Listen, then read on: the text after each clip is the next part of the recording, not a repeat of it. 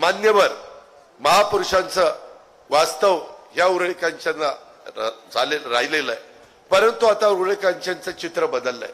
हे चित्र बदलत असताना आज तुम्ही तुमच्या पुढं महायुतीच्या उमेदवाराच्या पुढं जे उमेदवार आहेत त्यांना खरोखरीच खासदारकीमध्ये रस नाही, त्यांना अभिनेत्यामध्ये रस आहे. मी त्यांचं तोंडावर देखील मी सांगायला कमी करणार नाही. मित्रांनो, मी ज्यावेळेस ही राजकीय भूमिका आम्ही सगळ्यांनी घेतली, आमच्या घरी मी बसलो होतो, सगळे होते, डॉक्टर कोल्हे होते, अशोक पवार होते, सगळ्यांनी ऍफिडेव्हिट करून दिली.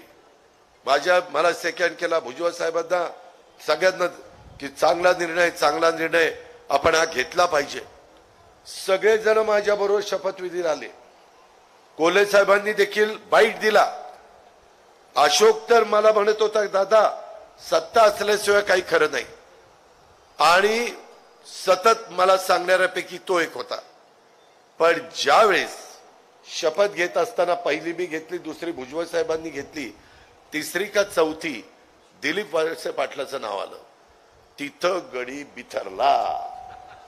या बाजूला एक आमदार होता, ह्या बाजूला एक आमदार होता. तो म्हणला ही शपथ दादांनी घ्यायला परवानगी द्यायला नको होती, मी आता दादांना सोडणार, मी तिथनं आता निघून जाणार, मला ह्यांना घेतलेलं अजिबात आवडलेलं नाही. आता बघा, ही काही एवढा मोठा नेता आहे का?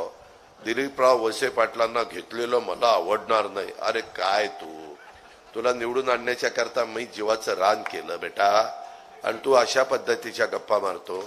त्याच्यामध्ये आता काही पण इथं येऊन काहीतरी सांगितलं की मी पवार साहेबांचा निष्ठावंत आहे, साहेबांसाठी मी आमदारकीचा राजीनामा द्यायला तयार आहे, अमकं तमकं. अरे कशाचं आलंय काय? सगळी तुझी अंडी पिल्लं मला माहिती, काय तू गप्पा मारतो? उगेच मी आपला कुणाची भावकी आहे म्हणून नको त्याचं काही निंदा नालच ती करायला. भावकी उन्हाच्या वाटेकरी असती मला माहिती आहे, पण म्हटलं कुठं आता ह्याच्या हे करता. मित्रांनो, काही खरं नाही. मागच्या वेळेस पण वेगळ्या काही प्रसंग उद्भवलेले होते, आणि एकंदरीत आज साखर कारखान्याच्या एक तर स्वतःला नीट कारखाना चालवता येत नाही, नाचता येईना अंगणवाकडं. त्याच्यामध्ये आता कारखाना बंद पडला, दादांनी बंद पाडला. अरे दादाचा काही उद्योग आहे का कारखाने बंद पाडणं?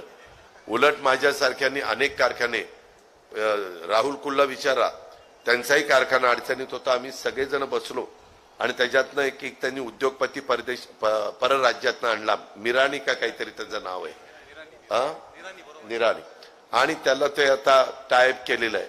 त्या देवेंद्रजी होते, मी होतो, राहुल होते, आणि ते सगळेजण होते. आज तो कारखाना चाललाय की नाही? आता मी तर तसा भाग घेतलेला नसताना थेऊर कारखाना बंद पडला. तो कशामुळे बंद पडला, काय पडला, तो मला माहितीये. त्याच्यानंतर अनेक निवडणुका इथं यायचं,